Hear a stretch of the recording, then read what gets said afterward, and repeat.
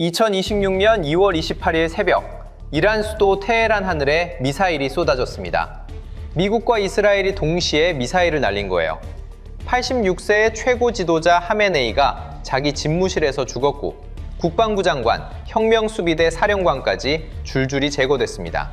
이란 정부가 이틀 동안 입을 다물고 있는 사이, 거리에서는 상상도 못할 광경이 벌어졌어요. 이스파한에서는 폭죽이 터졌고, 시라즈에서는 사람들이 춤을 췄습니다. 동시에 테헤란에서는 춤추는 시민들을 향해 혁명수비대가 총을 쐈어요. 같은 나라, 같은 밤에 파티와 장례식이 동시에 열린 겁니다. 왜 한 나라에서 이렇게 정반대의 감정이 동시에 폭발한 걸까요? 이 장면을 이해하려면 이란이라는 나라가 걸어온 3000년의 역사를 알아야 합니다. 오늘 그 이야기를 해볼게요. 구독, 좋아요. 시작하기 전에 질문을 하나 던져볼게요. 세계에서 가장 많이 맞으면서도 끝까지 안 죽은 나라가 어딜까요? 알렉산더 대왕한테 정복당하고 아랍한테 무너지고 칭기즈칸한테 도시가 통째로 불탔습니다. 근대에는 영국이랑 러시아가 나라를 반으로 잘랐고 미국 CIA가 민주적으로 꼽힌 총리를 쿠데타로 날려버렸어요. 8년 동안 화학무기를 맞으면서 전쟁을 치르는데 전 세계가 구경만 했습니다. 그런데 이 나라, 지금도 멀쩡히 서 있어요. 그것도 전 세계를 상대로 맞짱을 뜨면서요. 도대체 어떻게 가능한 걸까요? 이란이라는 나라를 이해하려면 먼저 땅부터 봐야 합니다. 위성사진으로 보면 북토 대부분이 산하고 사막이에요. 1년 강수량이 250mm도 안 되는 곳이 태반인데 서울이 1400mm쯤 오거든요. 농사지을 땅이 거의 없었습니다. 그런데 이 척박함이 역설적으로 이란을 강하게 만들었어요. 먹을 게 없으니까 밖으로 나가서 교역하고 협상해야 했고 수천 년에 걸쳐 장사와 외교의 달인이 된 겁니다. 결정적인 건 위치예요. 서쪽의 메소포타미아, 동쪽의 인도, 남쪽의 바다. 실크로드의 핵심 구간이 이란을 관통했고 이 길을 주면 세계 경제에 동맥을 주는 거나 마찬가지였습니다. 이게 수천 년이 지난 지금까지 그대로예요.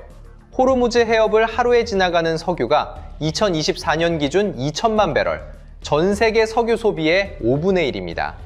이란이 이 해협을 막겠다고 한마디 하면 전 세계 기름값이 요동치는 이유가 바로 이 지리적 위치에 있어요. 이란 고원에는 기원전 3000년대부터 이미 문명이 있었습니다. 우리가 아는 페르시아 제국보다 훨씬 전이에요. 기원전 6세기에 키루스 대왕이 등장해서 당시 세계 최대 제국을 세웠는데 이 사람이 특별한 건 정복한 민족을 학살 안 하고 종교와 문화를 존중했다는 겁니다. 바빌론에 잡혀있던 유대인들을 풀어줘서 구약 성경이 이란 왕을 메시아라고 부를 정도예요. 이후 알렉산더 대왕한테 멸망당했는데 놀라운 건 정복자인 알렉산더가 오히려 페르시아 옷을 입고 페르시아 방식을 따라했다는 겁니다. 페르시아 문화의 수준이 그만큼 압도적이었어요. 이후 수백 년간 이란은 로마와 맞서는 동방의 강자로 버텼고 7세기에 아랍한테 정복당한 뒤에도 안 사라졌습니다. 오히려 이슬람을 받아들이면서 이슬람 안에서 자기 영향력을 키워서 정복자의 제국을 안에서부터 바꿔놓았어요. 이란계 학자들이 이슬람 황금 시대를 이끌었고 알고리즘이라는 단어 자체가 9세기 이란 수학자 알콰리즈미의 이름에서 나왔습니다. 정복당한 나라가 정복자의 문명을 리드한 거예요. 이게 이란의 핵심 생존 전략입니다. 칼로 안 싸우고 문화로 스며들어서 안에서부터 바꿔버리는 거죠. 1501년에 사파비 왕조가 시아 이슬람을 국교로 선포한 건 결정적인 사건이에요. 당시 이란 사람 대부분이 수니파였는데 시아파로 바꾼 이유가 뭐냐면 서쪽의 수니파 최강국 오스만 제국과 확실히 차별화하려는 생존 전략이었거든요. 이 결정이 오늘날 이란 대 사우디, 시아파 대 수니파 갈등의 뿌리입니다. 지금 중동에서 벌어지는 일을 이해하려면 이 500년 전 결정을 반드시 알아야 해요. 자, 여기서부터가 진짜 중요합니다. 이란 사람들이 왜 서방을 그렇게 증오하는지 그 뿌리가 되는 이야기가 시작돼요. 19세기에 이란은 완전히 새로운 유형의 적을 만났습니다. 칼이 아니라 계약서로 나라를 뜯어먹는 방식이었어요. 1813년하고 1828년에 러시아한테 전쟁에서 2번 지면서 지금의 아제르바이잔, 아르메니아, 조지아를 전부 넘겨줘야 했습니다. 영토를 잃은 것도 충격인데 진짜 문제는 조약 내용이었어요. 이란 안에 있는 러시아 사람들이 이란 법의 적용을 안 받게 된 겁니다. 치외 법권이에요. 조선 말기에 열강한테 당한 것과 똑같은 상황이 이란에서도 벌어진 거예요. 영국은 더 교묘했어요. 1901년에 영국인 사업가가 이란 남부 석유 채굴권을 60년간 독점하는 계약을 헐값에 따냈습니다. 그리고 1908년에 진짜 석유가 터졌어요. 이게 지금의 BP 전신인 앵글로페르시안 석유 회사의 시작입니다. 이란 땅에서 뽑은 석유인데 돈은 거의 다 영국이 가져갔어요.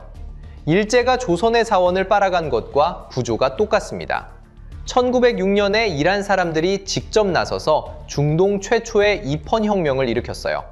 헌법을 만들고 의회를 세웠습니다. 민주주의를 스스로 만들어낸 거예요. 그런데 1년도 안 돼서 무너졌어요. 1907년에 영국하고 러시아가 비밀 협약을 맺고 이란을 반으로 나눠서 각자 차지해버린 겁니다. 이란 사람들이 피 흘려서 만든 민주주의가 강대국들이 밀실에서 합의한 종이 한 장에 날아간 거예요. 이 경험이 이란 사람들 뼈에 박힌 3가지 교훈이 됩니다. 강대국은 우리 주권을 절대 존중 안 한다. 석유는 축복이 아니라 저주다. 우리 지배층은 외세랑 짜고 국민을 팔아먹는다. 이 트라우마를 기억해 두세요. 이후에 일어나는 모든 일의 원인이 여기 있으니까요. 1925년에 군인 출신 레자칸이 이란의 왕이 되면서 근대화를 밀어붙였어요. 철도를 놓고 대학을 세우고 여성의 히잡 착용을 금지했습니다. 그런데 2차 세계대전 때 독일 편을 들다가 영국하고 소련이 1941년에 이란을 점령해버렸어요. 왕을 강제로 쫓아내고 22살짜리 아들 모하마드 레자 팔라비를 그 자리에 앉혔습니다. 강대국이 이란 왕을 자기 맘대로 갈아치운 거예요. 그리고 이란 근현대사에서 가장 중요한 사건이 터집니다. 이걸 모르면 오늘날 이란을 절대 이해할 수 없어요. 1951년 모사데그라는 정치인이 총리가 됐습니다. 이 사람이 한 건 딱 하나예요. 이란 석유를 이란 사람 손으로 되찾겠다고 석유 국유화를 선언한 겁니다. 영국이 수십 년간 헐값에 빨아간 석유를 국유화한다? 우리 땅에서 나오는 석유를 우리가 갖겠다는 건데 이게 뭐가 잘못된 것인가라며 이란 국민 거의 전부가 열광했어요. 그런데 영국이 미쳤죠. 전 세계한테 이란 석유 사지 말라고 압력을 넣었는데 모사데그가 안 꺾였었어요. 그래서 최후의 수를 씁니다. 1953년 8월 미국 CIA와 영국 MI6가 합작 쿠데타를 벌인 거예요. 작전명 아약스. 돈 뿌려서 시위대를 만들고 분부를 매수해서 민주적으로 선출된 총리를 끌어내렸습니다. 이게 왜 이렇게 중요하냐면 이란 사람들이 미국을 원수로 여기는 출발점이 바로 이 사건이거든요. 투표로 뽑은 지도자를 외국 정보기관이 돈을 뿌려서 쫓아낸 거잖아요. 모사데그는 재판에서 이렇게 말했다고 전해져요. 내 가장 큰 죄는 이란 석유를 이란인한테 돌려주려 한 것이다. 이란 사람들은 70년이 지난 지금도 이 말을 기억합니다. 쿠데타 이후 팔라비 국왕은 미국의 지지를 받고 완전한 권력을 쥐었어요. 그런데 아이러니한 게 뭔지 아세요? 이란의 핵 프로그램을 처음 시작하게 해준 게 바로 미국입니다. 1967년에 미국이 이란한테 연구용 원자로를 줬어요. 나중에 이란 핵이 위협이 됐을 때 그걸 막으려 한 나라도 미국이에요. 이 아이러니를 이란 사람들은 절대 잊지 않습니다. 팔라비 국왕은 비밀경찰 사바크를 만들어서 반대파를 무자비하게 탄압했어요. 한국의 중앙정보부가 민주화 운동을 탄압한 것과 비슷한데 규모와 잔혹함이 훨씬 심했습니다. 1970년대에 석유값이 폭등하면서 이란에 돈이 넘쳤는데 이 돈이 골고루 분배되지 않았어요. 왕실은 베르사유 궁전을 연상시키는 파티를 열고 프랑스에서 샴페인을 공수해왔는데 일반 국민은 물가 폭등에 시달렸거든요. 이 분노에 불을 붙인 사람이 있어요. 루홀라 호메인이라는 성직자입니다. 1964년에 팔라비 국왕에게 쫓겨나서 이라크하고 프랑스에서 15년간 망명 생활을 했는데 이 기간에 성직자가 나라를 다스려야 한다는 이론을 만들었어요. 이게 나중에 혁명의 핵심 사상이 됩니다. 1978년부터 전국에서 시위가 터졌어요. 성직자, 좌파, 학생, 상인이 이유는 전부 다른데 부호는 하나였습니다. 팔라비 왕조 타도. 1979년 1월 16일 팔라비 국왕이 이란을 완전히 떠났어요. 한국의 4.19 혁명이 이승만을 몰아낸 것처럼 거리의 힘으로 왕을 쫓아낸 겁니다. 그런데 여기서 한국하고 결정적인 차이가 생겨요. 호메이니가 돌아왔을 때 공항에 수백만 명이 나왔습니다. 혁명에 온갖 세력이 참여했는데 호메이니의 이슬람 세력이 나머지를 하나씩 밀어내면서 권력을 독점했어요. 좌파는 탄압당했고 자유주의자는 쫓겨났습니다. 세계 최초의 이슬람 공화국이 탄생했는데 민주주의를 기대했던 많은 이란인들한테는 그냥 새로운 복제의 시작이었어요. 혁명 직후 세계를 뒤흔든 사건이 터집니다. 1979년 11월 이란 학생들이 테헤란의 미국 대사관을 점거했어요. 미국인 52명을 444일간 잡아뒀습니다. 미국이 비밀 구출 작전을 벌였는데 이란 사막에서 헬기가 추락하면서 완전히 망했어요. 이 사건 하나로 양국은 45년 넘게 원수가 됐습니다. 인질 사태 와중에 1980년 9월 이웃 이라크의 사담 후세인이 이란을 침공했어요. 혁명으로 군대가 엉망이 된 틈을 노린 건데 사담 후세인의 계산이 완전히 틀렸습니다. 이란 사람들의 저항이 상상을 초월했거든요. 전쟁이 8년이나 갔어요. 한국전쟁 3년에 거의 3배입니다. 이 전쟁에서 결정적으로 중요한 사실이 있어요. 이라크를 누가 지원했냐면 미국, 소련, 프랑스, 사우디아라비아가 전부 붙어줬습니다. 무기도 주고 정보도 줬어요. 이란은 사실상 혼자 전 세계를 상대로 싸운 겁니다. 그리고 사담이 이란군한테 화학 무기를 썼어요. 독가스로 사람이 수천 명이 죽었습니다. 그런데 국제사회가 뭘 했냐면요. 아무것도 안 했어요. 침묵했습니다. 유엔이 뭐라고 했냐면 양쪽 다 자제하라. 독가스로 사람이 죽어가는데 양쪽 다 자제하라고요? 이란 사람들이 여기서 뭘 배웠는지가 핵심이에요. 우리가 독가스에 죽어가도 세계는 입을 다문다. 강대국이 밀어주는 적 앞에서 국제법은 종이 쪼가리다. 그러면 결론이 뭐겠어요? 아무도 우리를 안 지켜주니까 우리가 직접 지킬 무기가 필요하다. 이게 이란이 핵에 목매는 진짜 이유예요. 뉴스에서 이란 핵 문제를 다룰 때 이 맥락을 빼면 아무것도 이해가 안 됩니다. 전쟁 기간에 혁명수비대라는 조직이 괴물처럼 커졌어요. 원래 혁명을 지키려고 만든 건데 전쟁을 거치면서 정규군만한 거대 조직이 됐고 지금은 이란 정치 경제 조직의 상당 부분을 장악하고 있습니다. 핵 프로그램도 사실상 이 조직이 굴려요. 1989년에 호메이니가 죽고 하메네이가 최고 지도자가 됐어요. 이 사람이 36년간 이란을 지배하면서 만든 전략이 저항의 축입니다. 직접 싸우는 대신 대리 세력을 키워서 적을 괴롭히는 방식이에요. 레바논의 헤즈볼라, 팔레스타인의 하마스, 이라크의 시아파 민병대, 예멘의 후티 반군, 전부 이란이 돈과 무기를 대주는 세력입니다. 왜 이런 식으로 하냐면 이란 혼자서는 미국이나 이스라엘을 못 이기니까요. 대신 중동 곳곳에 자기 편을 심어 놓으면 어디서든 적을 물 수 있어요. 비용 대비 효율이 엄청난 전략이죠. 그런데 이 전략이 2023년 이후에 무너지기 시작합니다. 핵 문제가 계속 불거지는데 이란이 핵을 왜 절대 안 놓는지 알려면 리비아의 카다피를 봐야 해요. 카다피가 2003년에 핵을 포기했거든요. 그랬더니 2011년에 서방이 지원한 반군한테 잡혀서 길거리에서 죽었습니다. 이란 지도부가 이걸 보면서 무슨 생각을 했겠어요? 핵을 포기하면 죽는다는 교훈을 얻은 거예요. 2015년에 오바마 행정부 시절 드디어 핵 합의가 이뤄졌어요. 제2 CPOA라는 건데 이란이 핵 활동을 제한하면 제재를 풀어주는 내용이었습니다.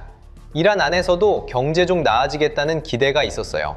그런데 2018년에 트럼프가 이걸 일방적으로 파기해버렸습니다. 국제원자력기구가 이란이 합의를 지키고 있다고 확인했는데도요.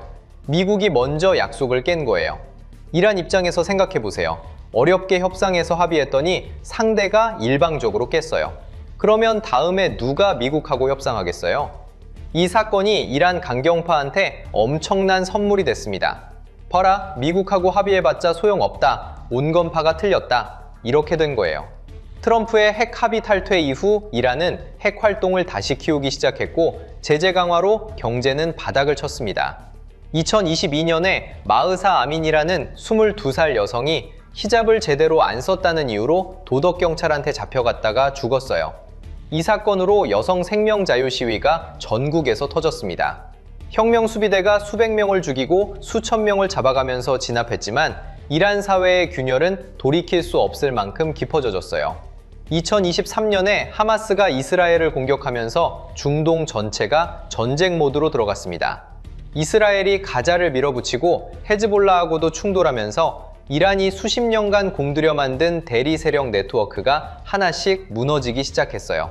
2024년에는 이란과 이스라엘이 직접 미사일을 주고받는 데까지 갔습니다. 2025년 6월 결정적인 순간이 왔어요. 이스라엘이 이란 핵시설을 직접 때린 겁니다. 12일 전쟁이라고 불리는 이 충돌에서 미국까지 가세해서 포르도, 나탄즈 같은 핵심 시설을 타격했어요. 이란 군부 고위 인사가 30명 이상이 죽었고 핵 과학자들도 제거됐습니다. 이스라엘은 이때 하메네이까지 죽이려 했는데 트럼프가 막았다는 보도가 나중에 나왔어요. 12일 전쟁 이후 이란 경제가 더욱 추락하기 시작했습니다. 새 제재가 걸리고 리알화가 폭락했어요. 미국 재무장관은 나중에 이란 화폐 폭락을 미국이 의도적으로 유도했다고 인정했습니다. 2025년 12월 28일 테헤란 대형 시장 상인들이 먼저 가게 문을 닫고 거리로 나왔어요. 시위가 전국 31개 주 전체로 번졌습니다. 1979년 혁명 이래 최대 규모였어요. 이란 정부의 대응은 잔혹 그 자체였습니다. 1월 8일부터 전국 인터넷을 끊어버리고 시위대한테 실탄을 쐈어요. 머리하고 가슴을 조준해서 쏜 증거가 나왔습니다. 인권단체 추산 사망자가 6,000명이 넘었고 이란 정부 공식 발표도 3,000명 이상이었어요. 트럼프는 SNS에서 이란 시위대한테 계속 싸워라, 도움이 간다고 했습니다. 2026년 2월 마지막 외교적 노력이 있었어요. 오만 종제로 미국과 이란이 간접 대화를 했는데 미국의 요구가 모든 우라늄 농축의 영구 중단이었습니다. 이란이 받아들일 수 있는 조건이 아니었죠. 2월 26일 제네바에서 세 번째 협상이 결렬됐고 트럼프가 2월 20일에 설정한 10일 시한도 끝나가고 있었어요. 그리고 2월 28일 새벽 시한이 다 되기도 전에 미사일이 날아왔습니다. 미국의 작전명 장대한 분노, 이스라엘의 작전명 포효하는 사자. 테헤란, 이스파한, 쿰, 카라지, 케르만샤가 동시에 타격받았습니다. 이스라엘군은 이란 지도부가 세 곳에서 회의 중인 시점을 잡아서 동시에 타격했다고 밝혔어요. 하메네이가 죽었고 국방부 장관, 혁명수비대 사령관, 정보기관 수장까지 최소 7명이 같이 사망했습니다. 이란도 즉각 반격했어요. 탄도미사일과 드론을 이스라엘로 날렸고 걸프 지역 미군 기지도 공격했습니다. 사우디, 쿠웨이트, 바레인도 미사일을 맞았어요. 그리고 결정적으로 혁명수비대가 호르무즈 해협 봉쇄를 선언했습니다. 지나가는 배 전부를 공격하겠다고 한 거예요. 전 세계 석유 5분의 1이 다니는 길이 막히자 유가가 하루 만에 10% 넘게 뛰었고 유조선 150척 이상이 해협 밖에서 꼼짝을 못했습니다. 머스크, MSC 같은 대형 해운사들이 운항을 중단했어요. 하메네이 죽음에 대한 반응은 완전히 갈렸습니다. 이스파한, 시라즈, 카라지에서는 사람들이 거리에 나와서 축하했어요. 델로란에서는 하메네이 동상을 끌어내리는 영상이 돌았습니다. 동시에 다른 거리에서는 수백만 명이 애도했어요. 그리고 축하하는 시민들한테 보안군이 총을 쐈습니다. 이 장면이 왜 이렇게 됐는지 이제 완전히 이해되지 않나요? 하메네이를 독재자로 보는 사람한테는 해방이었어요. 수십 년간 탄압하고 몇 달 전에 시위대 수천 명을 학살한 사람이 죽은 거니까요. 하지만 외세의 폭탄으로 자국 지도자가 죽는 건 또 다른 문제입니다. 3000년 동안 외세한테 수없이 짓밟히면서도 자존심을 절대 안 버린 민족이거든요. 독재가 아무리 싫어도 미국 미사일에 의해 최고 지도자가 죽는 건 국가적 치욕으로 느끼는 사람이 있는 거예요. 전부 연결되어 있어요.